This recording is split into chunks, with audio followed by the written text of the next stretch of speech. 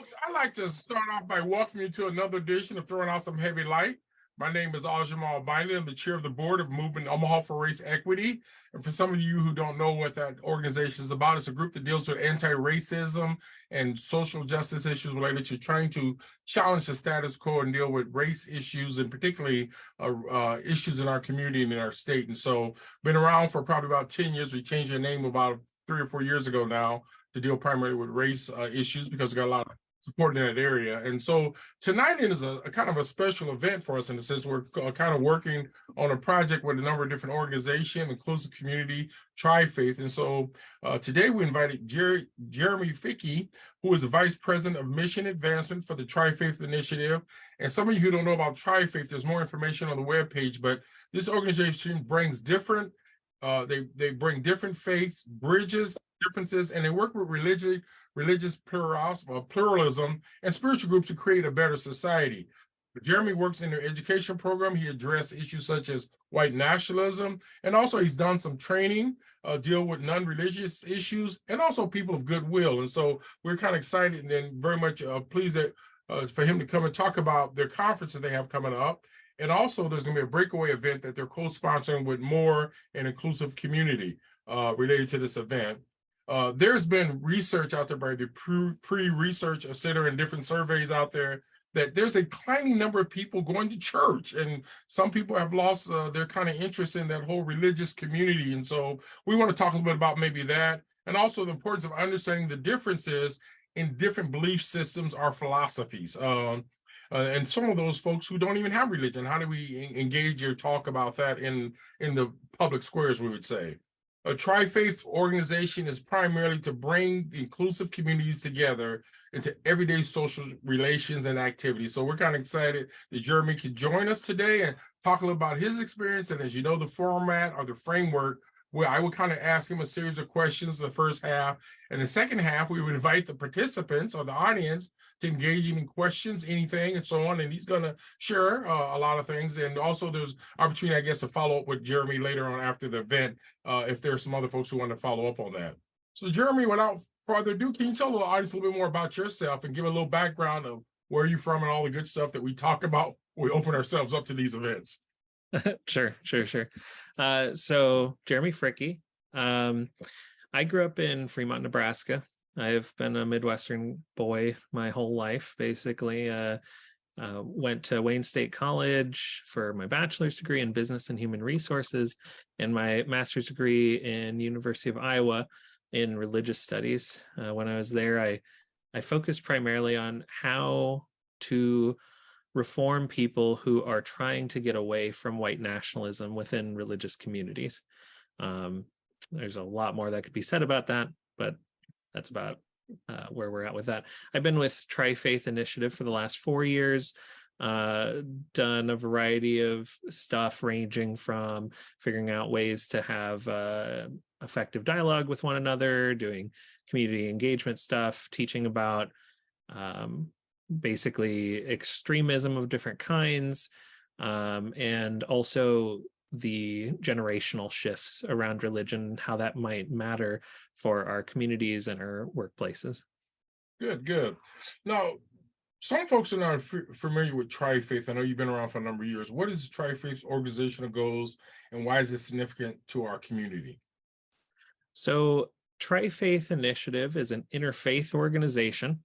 It's its own interfaith organization, and it functions to cultivate inclusive environments to advance interfaith relationships and understanding.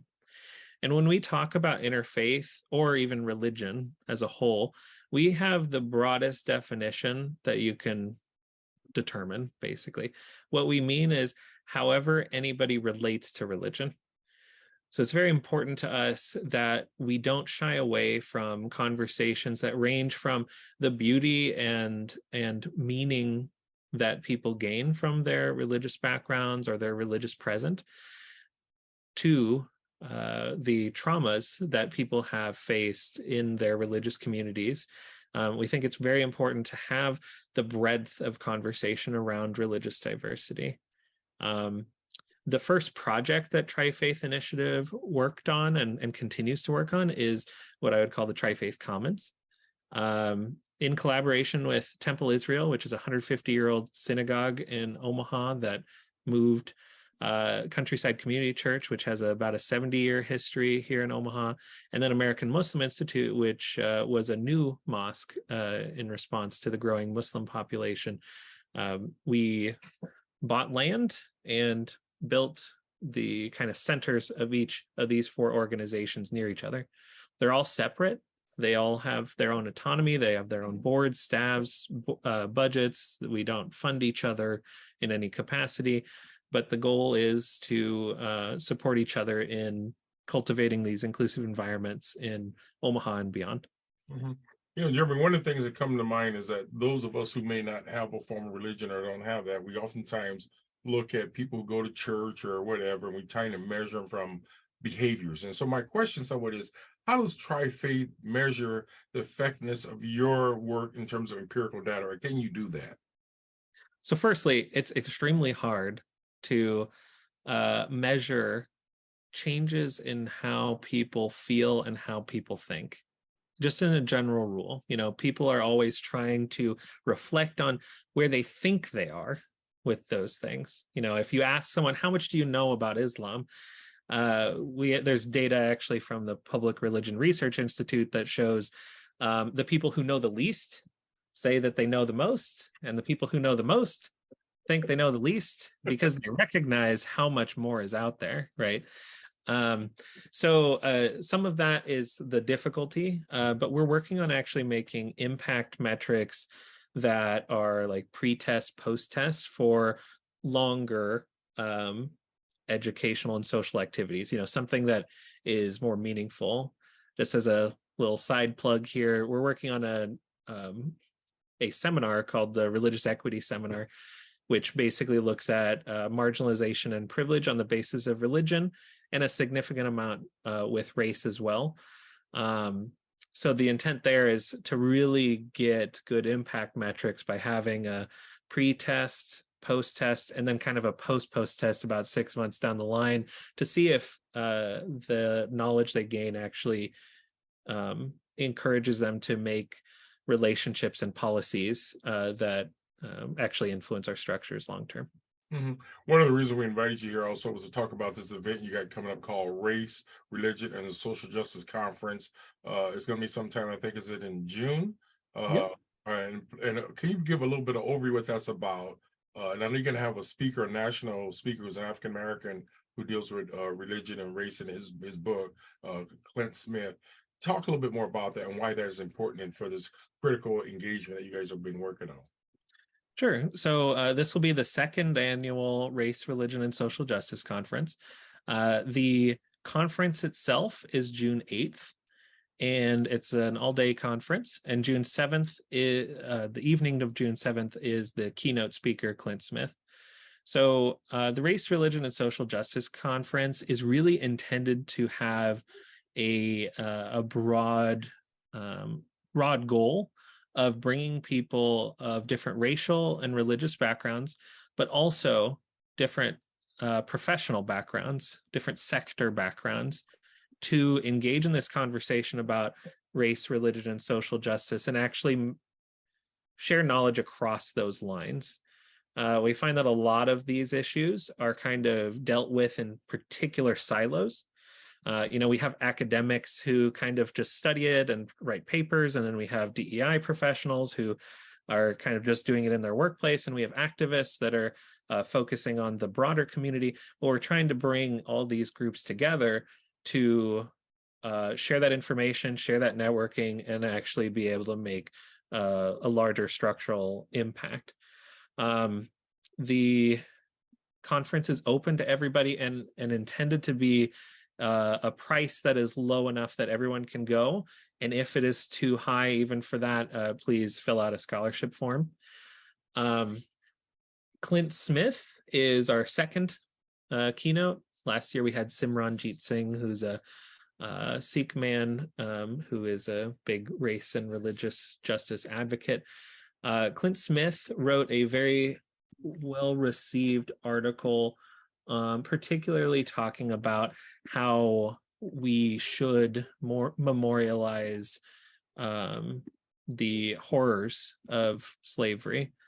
He looks a little bit at the way that Germany has memorialized the horrors of the Holocaust, and kind of has this critique of the United States just has not done enough to physically memorialize.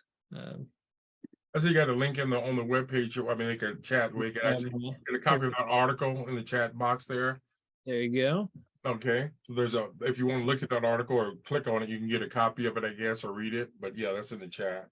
Yeah, But yeah, his book. Talk a little bit about his book. The book a little bit. What's so significant about this book? So his book is called How the Word is Passed.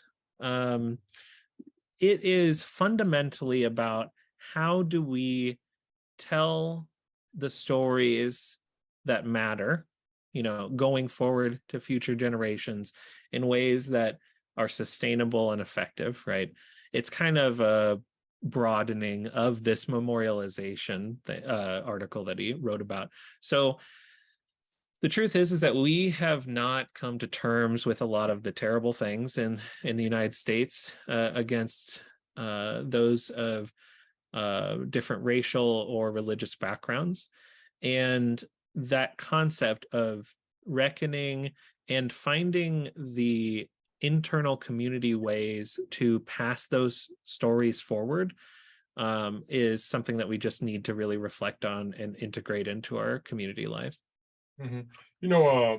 One of the things I did allude to earlier, if they want to attend, they could go to this event. I also understand there's another event's gonna be doing that's going on with Moore. What's that all about? This pre-conference event?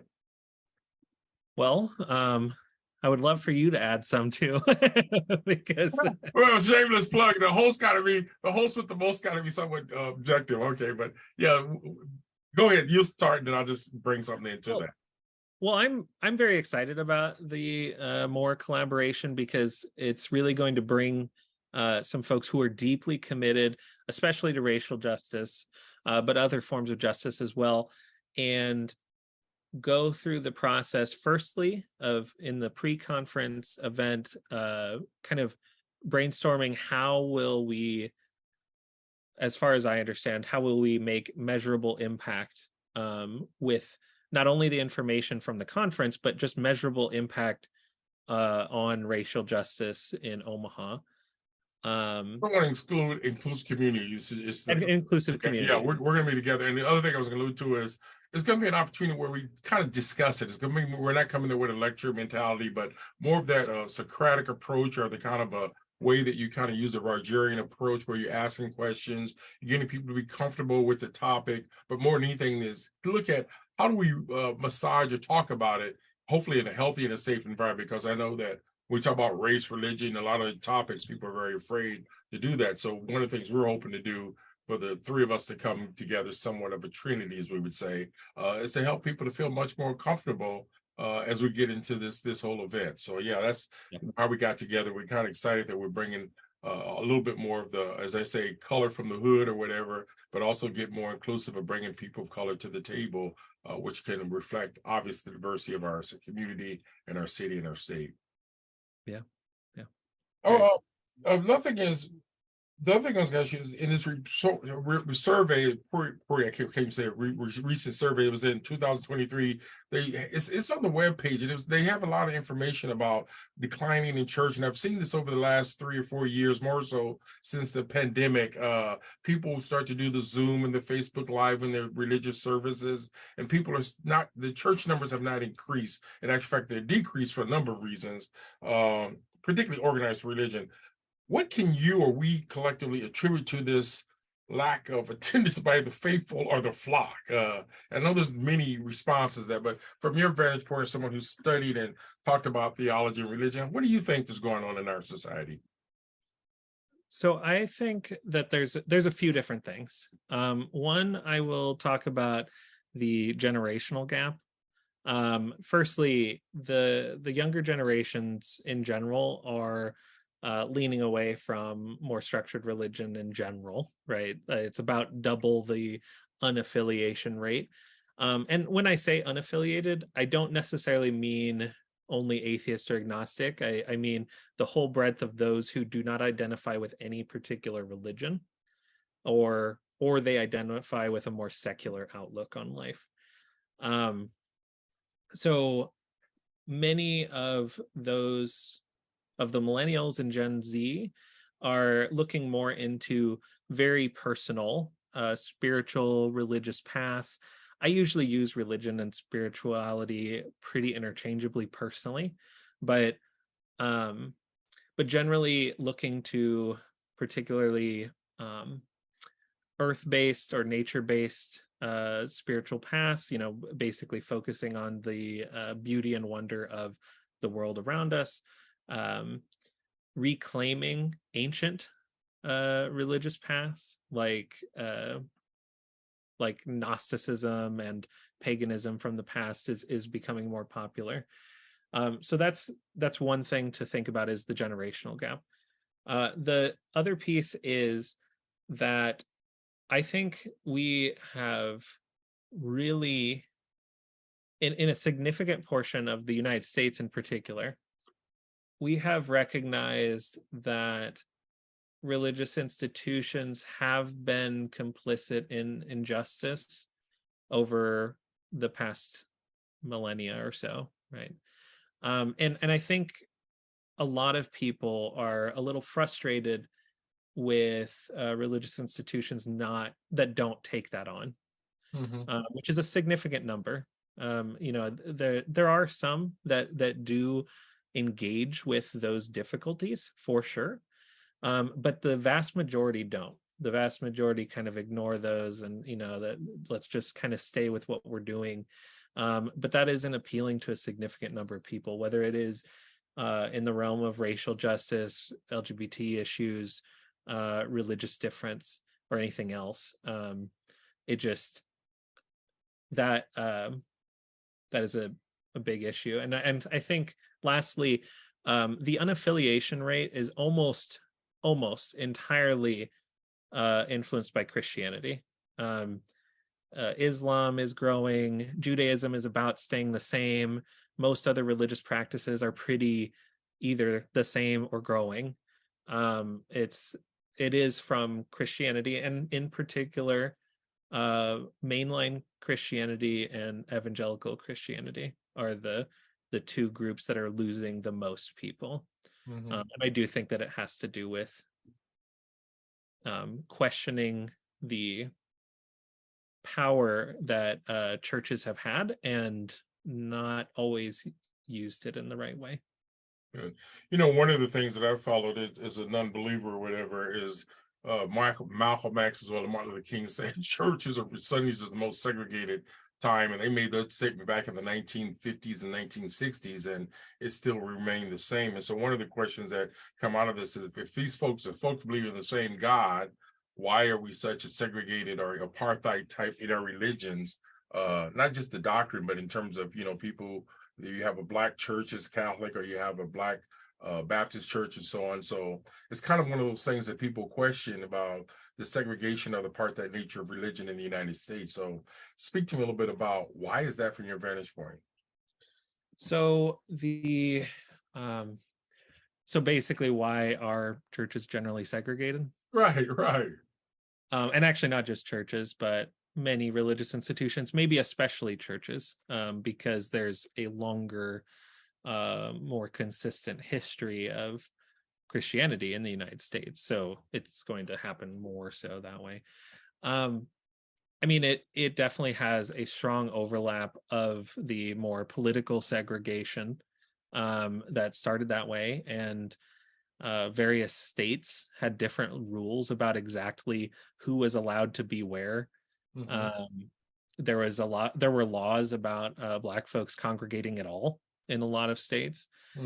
And if they were allowed to congregate, it was only in the context of church, and there were differing opinions on whether it had to be at a white church in a segregated space or whether it had to be a Black church, depending on where you were at in the United States.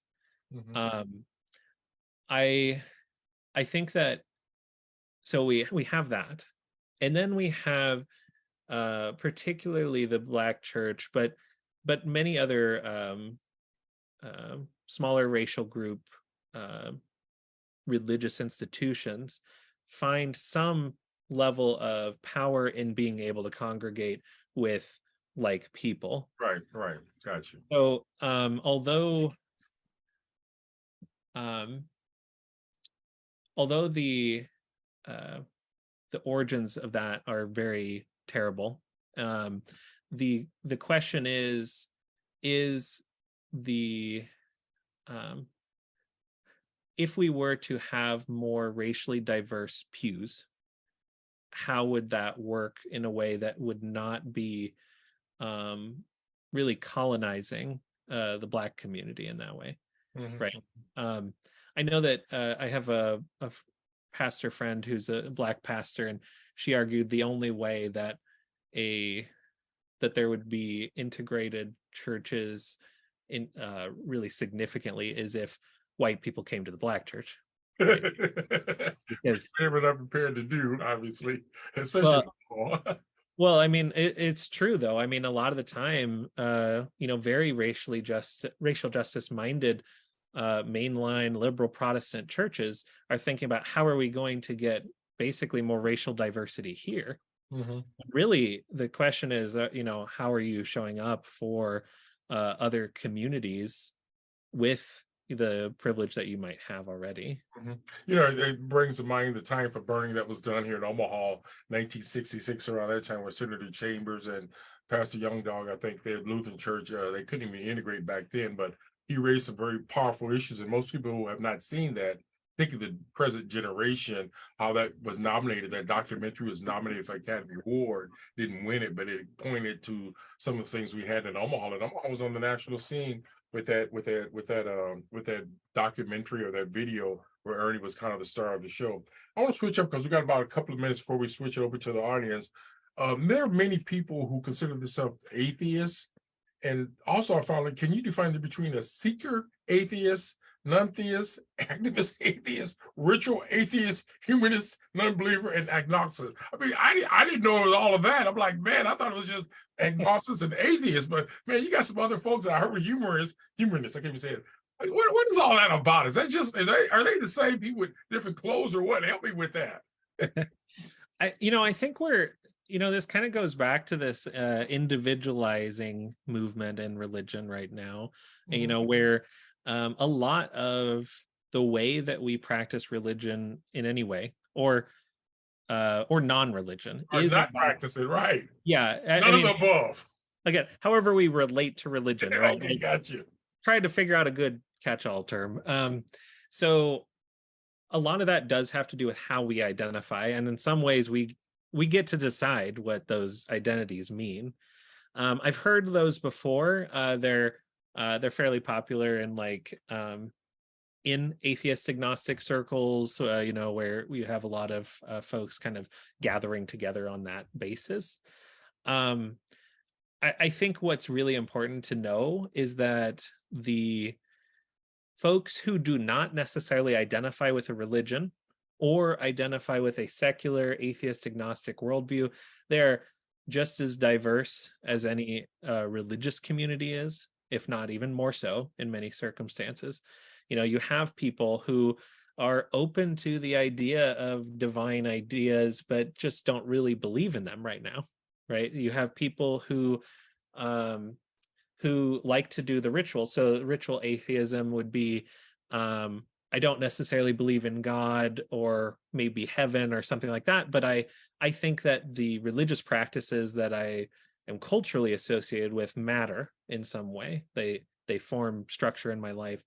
And some of these things are actually more or less common in different communities too. I mean, I know people who are ritual atheists in Judaism, Christianity, and Islam too, right? Like you can be practicing Jewish person, for example, not believe in God, really, do all the practices, think that the community matters, go to Shabbat, you can do all the things, and you still can find your place in all those kind of pieces, that ritual atheism and the Judaism, etc. Right?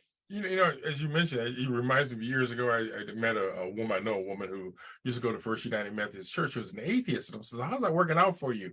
How do you go to church when you're an atheist? And she said it was about the fellowship, it's about the socialization, and she liked the people there. And so I was like, it was new. And then later on, I found that there's such thing as a Jewish atheist. I'm like, is that an oxymoron? And so one of the things that I'm always wrestling with is this whole issue of how do people define their spirituality or their lack of faith or whatever. But when I came to the notion with my limited understanding of it is that people want to socialize and fellowship with different people in different places, and they don't necessarily hold your religion against you or the lack of it in some of these circles. So I was somewhat surprised when I found out that there were atheists who go to these different churches, and I tend to belong to the IHOP on Saturday or Sunday morning where I go and get second helpings of pancakes or whatever. But anyway, that's another joke there. But anyway, let me stop there.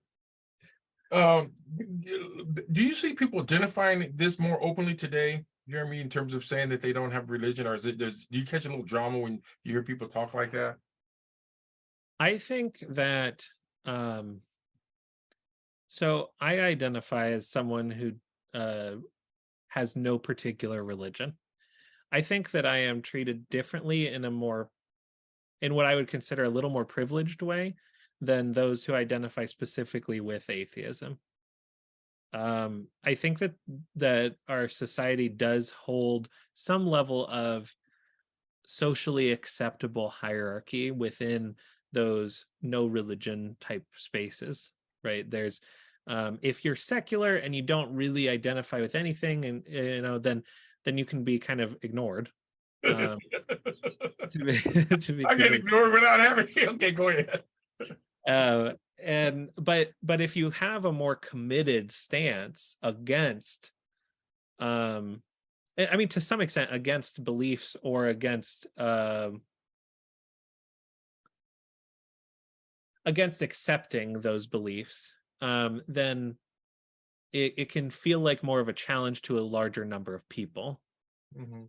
So, I mean, do I get much? Not anymore. I used to get a little more because I'm the vice president of mission advancement at Tri-Faith Initiative, and I don't identify with any of the tri, right? But that's okay. I think we're doing good work for people of any religious or non-religious background, and I think it's shifting a little bit. We can see that even in just Congress, where we have, I think, maybe one or two openly atheist folks, which I think is the total number in history. Wow.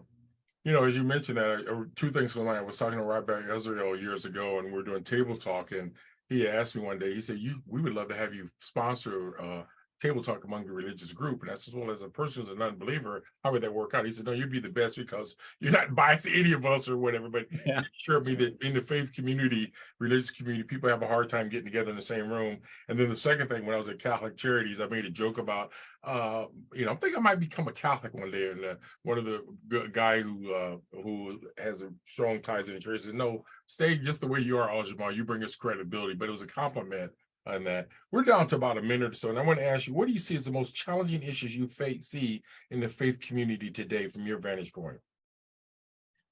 I'm gonna go back to kind of what you were asking about with the sort of first question about the polling data, about people becoming affiliated. I really think that one of the greatest issues of most religious communities is how do they contend with this changing society? It's a society that's rapidly changing, and that significant numbers of people are saying, I know what my ethical stance, my moral stance is, and this religion is not fulfilling that anymore. And then you have this same issue where the same people recognize that it comes from there. I'm trying to remember the quote, but there's a quote by a YouTuber named Rhett McLaughlin, and he says that people are leaving the church not because they did not believe in Jesus, but because they do. And they feel that the church is not upholding the values that they understood as the root of the religion. And I think that that's true for more than Christian communities right now.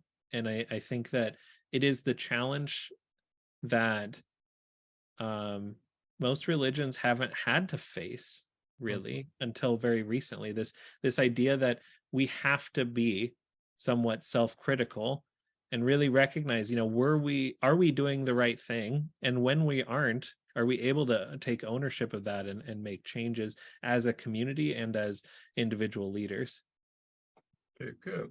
We're right up on the halfway point, and I want to throw it out to the participants and give you, Jeremy, a chance to respond to them. But folks, at this point, if you'd like to ask Jeremy a question or comment on something you've said or whatever I said, whatever, this is a segment where we throw it out to the participants to share a question, to comment or whatever, but keep it brief if we have a lot of people who have a lot of questions or comments or whatever. So the mic is yours. You can put it in the chat if you like to, or you could just ask a direct question.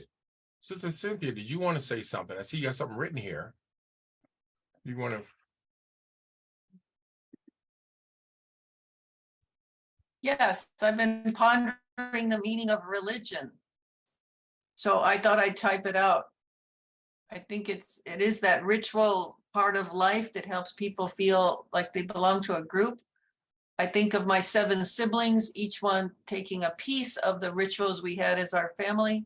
So we have our own little faith in all 7 of us. It's different. A couple of us share common things, but we've kind of all gone in our separate ways as far as what to pass on to the next generation. So to me, religion has to have a structure and rituals and a group of people. It's kind of hard to have a private one. So just wondering what you think, Jeremy. So I avoid defining religion like the plague. Basically, what I usually use is kind of what I consider, there's a framework called the 3 Bs, and I add a 4th, so it's the 4 Bs now, because now I get to take ownership of it. No, I'm just kidding. So they're belief, behavior, belonging, and then the 4th one that I add is becoming. But this belief is those internal pieces that mattered very deeply to people. The behavior is those ritual practices and the ways that we engage with our lives very practically. The belonging is that community aspect of our connections and communities. And then becoming is what I think is important is recognizing that people change. Whether it is a deconstruction of religion, converting, changing their mind about a particular idea, concept, doing something a little differently. I just think it's important enough to recognize that changing piece, that it deserves its own category too. So I avoid defining religion. I think if I were to pick a favorite, it's because it's the way that I think about it, not because I think it's objectively true. And it's Clifford Geertz's definition, which is that religion is a system of symbols that are shared among groups of people, basically. That's the short version of it, but it's a system of symbols at its core. It's, I think a family can end up with a system of symbols. So that's broad enough for what I was trying to pull together. I mean, all those things I listed, each one seems to have their own symbols, but passing it on to the next generation, I'd like to thank you for those 4 letters, especially the becoming, because that is organic. Faith, the internal life is organic. So that's my thought. Thank you for yours. Of course. Other participants, other folks like to weigh in. We got a number of people on the set here. Raise a question or chat, whatever. It can be about anything. By the way, Paula, I see you looking forward, leaning forward. Uh-oh, are you going to say something? I can't hear your voice now. One of the things that I was going to raise is I know that you said, I find it strange. People say I believe in spirituality and religion. And whenever I hear people talk about, I don't have religion, but I'm spiritual. And they don't oftentimes define what that means. I mean, Native Americans talk about the spirit world. I mean, there's different ways that Africans come at it from a different way, the ancestors and so on. So I don't understand people when they use the word, I'm spiritual, but then they stop there for the most part. And I'm like, okay, what does that mean? And not that you have to always define your isms or something, but I find it complex somewhat when people just stop there. You sound a lot like Rabbi Azrael with that, actually. I'm sure you two have talked about that at some point. Wait, don't give away my third. I'm hijacking this stuff. I didn't know that. I mean, in my experience, the words don't, in my experience, they don't define anything concrete enough on their own to be super useful to debate exactly what they mean. Okay.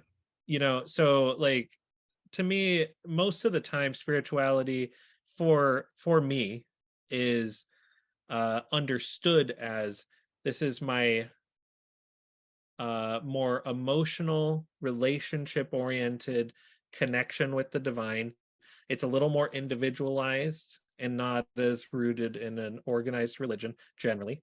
Not, again, like everyone is going to debate that definition. And the religion is usually thought of as, a structured identity that consists of particular beliefs, practices, and language. Well, some also call that dogma too, but again, people will look at it from different angles. It depends on whether you want religion or spirituality to be the bad guy. Okay. Gotcha. I mean, honestly, that's my personal opinion. Yeah. Cynthia, I see you have something out there about that. You say, I personally see a huge difference between religion and spirituality. Did you want to speak to that or say something? Yeah, hi, and thanks, Jeremy, for everything. And religion is probably why people are leaving the church, and spirituality is maybe not as more communal, and it is more individualized, as you said. But I think too, it's understanding the consciousness, and whereas religion is more academic and it's something that you can say, it's more concrete, spirituality involves just a higher consciousness. It's really understanding the metaphysical that isn't definable. And so spirituality, to me, if everyone was embracing spirituality, we wouldn't have race problems, because everyone would really embrace love and unity of all people. Whereas religion, I think, is where the dualism, it creates divisions, it creates these groups, and it divides. So that's why I guess I see a huge difference between the two. I mean, really, spirituality unifies, and I think religion divides. Wow. Well, thank you for that. Other feedback, someone else. I say, Ron, did you raise your hand over there? I'm looking at you. Yeah, I did. Yeah, Go ahead. Well, I guess one of the people that I've kind of read a lot about or take his advice is Father Richard Rohr from New Mexico. I don't know if any of you have heard of him, but he's got the Center for Action and Contemplation, and he tries to incorporate religions, Buddhism, Hinduism, and but the basis of it all is love. That's the bottom line. How do we get along with one another? And I guess his take on the word religion, the original meaning of it was to get us back to I think Cynthia's used the word unify, but it's a healing. It's a healing of broken relationships. I don't know. Does that make any sense? Yeah, it does. It does. Thank you. Good. Other feedback, other reactions. I see some other heads nodding out there. There's some introverts and some extroverts here, and some Hey, say something. Okay. There hey, you Oswald. Thank you, Jeremy, for all of this. I got to tell you, it gives me hope listening to you. So I have a question that I'll ask, but I just want to preface with two conversations I had today. First one with my 17-year-old son this morning. He was home from school this morning, and I had the Nebraska legislature running on a laptop while I was working. And somehow we started talking about religion. I think he might have heard something come up on the screen. And he just looked at me and said, "Do you buy into all of that?" And I said, "What do you mean I buy into it?" And this is somebody who spent half of his lifetime in a Christian church. So he's definitely been exposed. He knows. It launched into this conversation of what would Jesus do, which is pretty much why we left the church altogether, right? Because we were attending the church that in the end, that's kind of what it came down to. We didn't think they were doing what Jesus would do. So fast forward to this afternoon, I'm having a conversation with my 14-year-old daughter. And I had texted out them all today to say, "Hey, do you have time to talk tonight?" He reminded me of this meeting. I was like, "Oh yeah, I'm going to be in that." So I said to her between 7 and 8, "I'm busy." And she said, "What are you talking about?" And I said, "Well, we're going to listen to someone talk about race and religion." And she said, "Oh, wow." And I said, "I know." And she said, "We've talked before about going to a church in North Omaha." And I said, "I know we have." And she said, "But they won't accept me." And so my question to you is, how do you handle the intersection of potentially a trans person or an LGBTQ person? Because I believe wholeheartedly in what you said. If white people sit out and expect Black people to come to their church, it's not going to happen, and we're not going to see the integration. I think, we've done that for enough centuries, decades, whatever. So how do you, I didn't really even know how to respond to her tonight, because I felt like, she mentioned a couple of churches, a couple of pastors we know specifically in that part of town. And she said, "I know they as individuals might accept me, but I don't think as a church they do." Good question. So, and I don't have all the answers, but generally, my advice for people visiting any religious institution is think about it as visiting first. Before you kind of become accepted as part of any community, you have to be a guest first, and you have to figure out how are you going to be the best guest.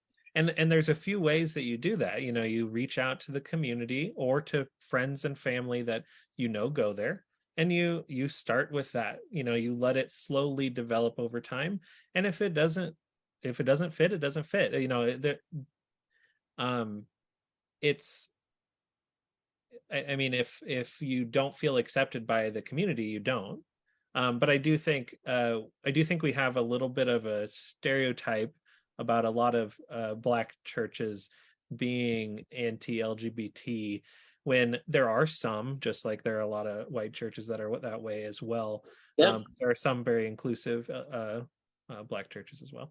So I think just, to me, take baby steps toward engaging with any community that you are not technically a part of, at least right now. Right. Thank you. Other feedback, other reactions. I see some other nonverbals shooting through the Zoom here. I want to comment. Can you guys hear me? Yeah, I hear you good. So I got onto this Zoom because I was just interested. I've been reading about like racism. I actually, White Too Long is actually on my list of books that I want to read. I just read a book called White Fragility, and like I want to see, I'm a part of the church, and like I honestly, I don't like people who are like what I call frou-frou Christians that are like, "Oh God loves you, la, la, la," but they don't like work for social justice, and they don't really talk about the real things, like the reality of life and racism and the hard things. Why isn't our church more integrated? Why don't we have all kinds of cultural backgrounds coming to our church, and like, what is that about? And for me, like, Jesus is about social justice. I mean, the reality of living life, it's about social justice, about loving people where they are and as they are. And so I don't know, that's what I was interested in about this. I just want to thank you guys for having this. Of course. And if and so in addition to the two other books, if there's another book, James Cone's, particularly The Cross and the Lynching Tree is a readable book. I heard about Yeah. that. Okay. Theology, and it's Black liberation theology, basically, interwoven with some history. I would definitely encourage people who want to learn about racism and particularly Christianity and how that may affect Christian communities. Combine basically White Too Long and The Cross and the Lynching Tree, and I feel like you get a wide range of stuff. Yeah, I started out with The Crucible of Racism about a guy who was in I don't remember the sect or whatever, a monks or something, but he's an African American man, he's African, and he came to the United States and experienced so much racism, and that's where it started. But yeah, I wrote those down, so thank you. Yeah. Other feedback, other reaction. But one of the things I shared is years back when I was at Catholic Chairs, we did a table talk, came out of a discussion we did where there were people who were Catholic, and I think it was a Brazilian couple. One was dark skinned, the other was light skinned, or they might have been biracial couple. And they went to the church and they did with the signs of peace, and the African American person, they didn't shake his hand, and they shared that at one of our events. But we found out, for the most part, sometimes churches are very cold-blooded in the way they welcome people, and even it depending upon your race, it can make you feel very uncomfortable or whatever. So that kind of started us doing table talk back in the day. But again, it's related to people not showing the sign of peace in church, and you can't show respect to people inside of a church. What can you do? I see there's a hand up. Okay, you got your hand up. Yes, Megan, it's you. It's on you now. We can't hear you, Megan. There we go. Sorry, I was trying to There get you learning how to do this on my phone. Okay. So I'm Megan Griffiths. I also work at Tri-Faith with Jeremy. And I was going to recommend a book, The Color of Compromise, which is about racism in the United States and how churches are complicit. That's where the compromise comes in. But also wanted to make a point about the convening with the Race, Religion, and Social Justice Conference, is that part of our goal with it as well is to get people to North Omaha, that the conversation will take place in that community rather than just coming to West Omaha for the conference itself, is to get people into that space and feel, I hope will help people feel more comfortable being in community together in North Omaha. So just wanted to add that. Good. One thing we didn't talk about, and it's embedded in our conversation, is the issue of language. I know when I used to go to Our Lady Guadalupe, and you see now there's some Sudanese churches where they speak their native language in their worship and so on. So one of the things that we have to also look at, we have a lot of immigrants or refugees and different folks in our community, and obviously they worship in their own faith, in their religion, in their language. And so again, that was one of the issues that we didn't talk a lot about, but language can be very powerful. In particularly those groups who come from across the ocean or other lands. And again, it goes back to the notion of how well do you integrate folks who are newcomers and who may be, as they say, strangers from far away. So that's another concept we hopefully can cover a little bit also, language. Other feedback, other reactions. You got about 10 minutes left, or at least 7 minutes or so, and want to give our folks who have not said anything a chance to say something. I'm not looking at anybody particular at their face or anything, but other folks. I see Paul's over there laughing. She know I'm talking about her, and her microphone was not working earlier than it was working. Other feedback. I just the movie Emancipation. When I saw that and heard the way Bible quotes were interspersed by the overseers driving the slaves working on the train, the rails. It's just sort of a for me, it was like a shock experience of having it visualized, of the justification of the Bible phrases used to keep the enslaved down. Thought I'd just point that out if no one has seen that film. And if you think this conversation matters, definitely not only that conference that is coming up in June, but keep an eye out for that religious equity seminar that I was talking about, where we're starting to do pilots of it in the next couple months, and we should actually have it available for people to take by the end of the year. Yeah, I mean, how would they find about it? Is that on your webpage? You're gonna have the information Yeah, up there, or can you share that with us more? These Yeah. events you got coming up. Just go to your Tri-Faith webpage then, or Here, go to the chat right now. Yeah, I'll link it in the chat real quick here. Okay, good. Like I said, we don't have the calendar for it yet, but I hope you, if you aren't following us on Facebook or whatever social media you use, then please do. That's probably the easiest way to keep up with updates in general.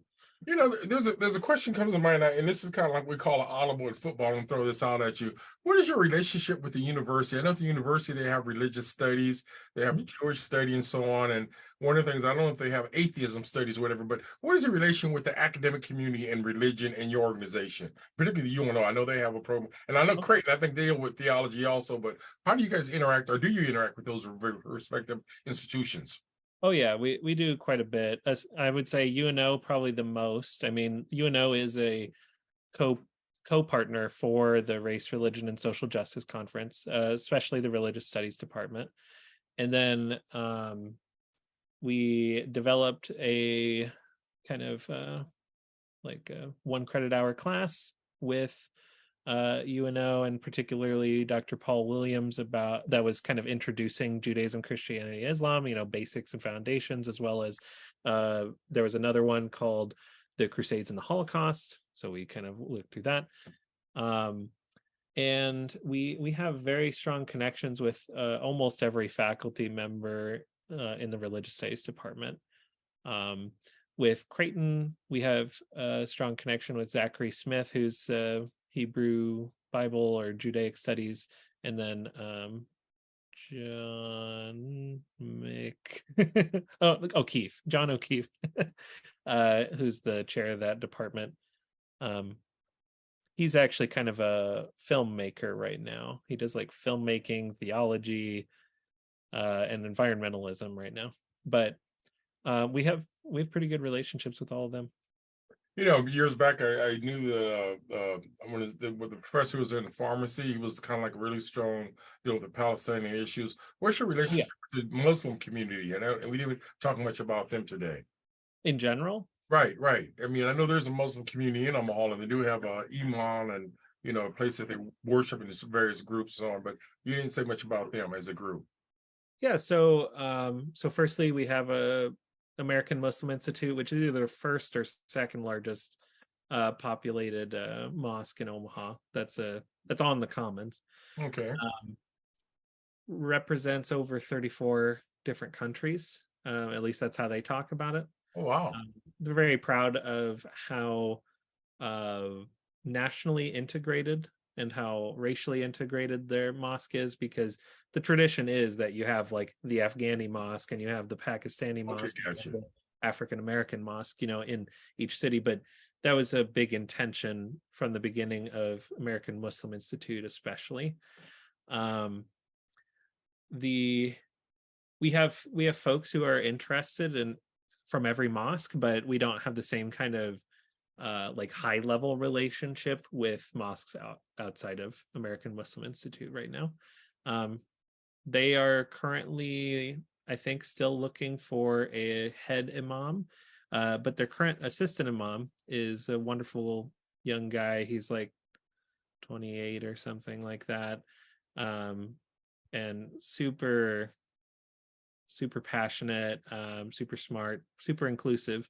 Especially among imams that I have hung out with, and I mean, I'm happy to answer any particular questions. But by the way, as it raised that up, I'm the guy who's very inclusive. We haven't talked much about Native American spirituality. Do you guys ever address that? I know that the natives Americans come at religion from a very holistic or different approach, and again, the way they approach it. But have you engaged with some of the folks who are into Native American religion or spirituality? I do have an opportunity to comment after Jeremy on that. Okay, I was smoking you out, bro. I saw you. Okay. Yeah, I mean, I think we have room to grow in that, but we do have some connections with some prominent folks in a few indigenous communities. So last year, we worked a lot with Brady DeSanti at UNO, who's I think a Ojibwe, if I remember right. And we've tried to integrate more with that. Megan, do you want to mention something about Native Americans and spirituality?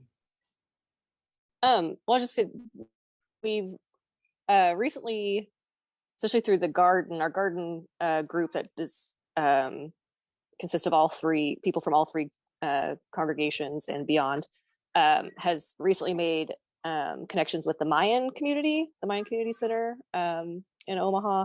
And then I know they've been working with Taylor King, who is I think a professor at Creighton. And he's a Cherokee, and maybe Omaha. I think he might be both. And so, yeah, there's just been beginnings of connections, and we're going to start being in conversation with Taylor as well, to just start building relationships and having conversations around Native American indigenous religious practices and just building community and conversation. Good. We're getting close to the very end. Did you want to say, Jeremy, and then we'll go to Alex for the closeout thing a little bit? Super brief is the religious equity seminar also has a very important component dedicated to the Native American communities that are affected by both racial and religious marginalization. Good. Alex, I see you got the platform, bro. Hey, thanks a lot. Good evening, everyone. Just kind of in transit, but in the same spot. So I just wanted to definitely thank Jeremy, all the participants, etc., for being here tonight and providing this platform, this opportunity. So just real quickly, I just wanted to speak on just a couple of things as quick as I can and as efficiently as possible.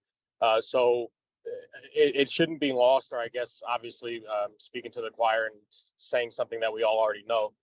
The difficulty, I believe, not only with Native Americans, but also with Black Americans, in America with the organized religion, particularly in Christianity, would be, of course, the traumatic experience that has been leveled.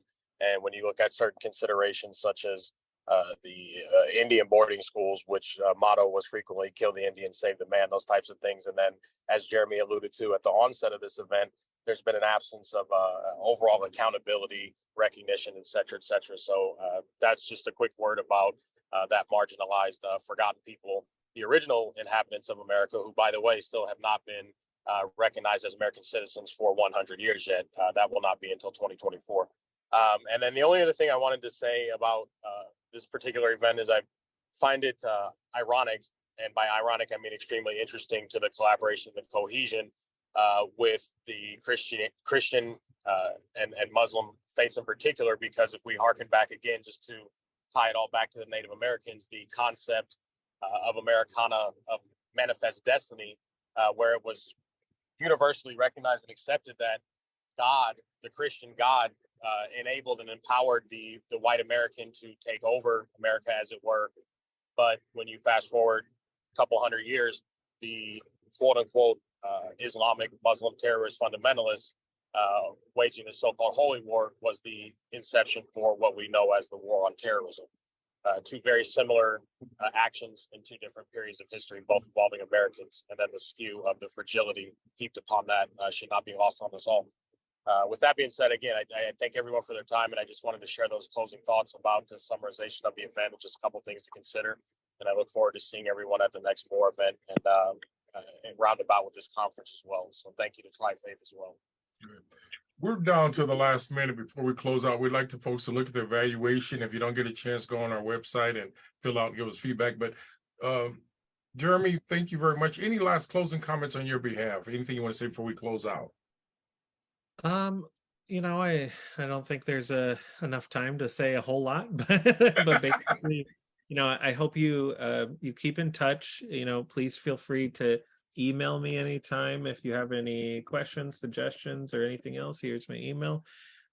Please sign up to go to the conference. If it is too expensive, please fill out the scholarship form, and keep keep updated on the things that we're doing, what Moore's doing, what Inclusive Communities is doing, because I think we're all doing really good work that is really needed in Omaha and beyond.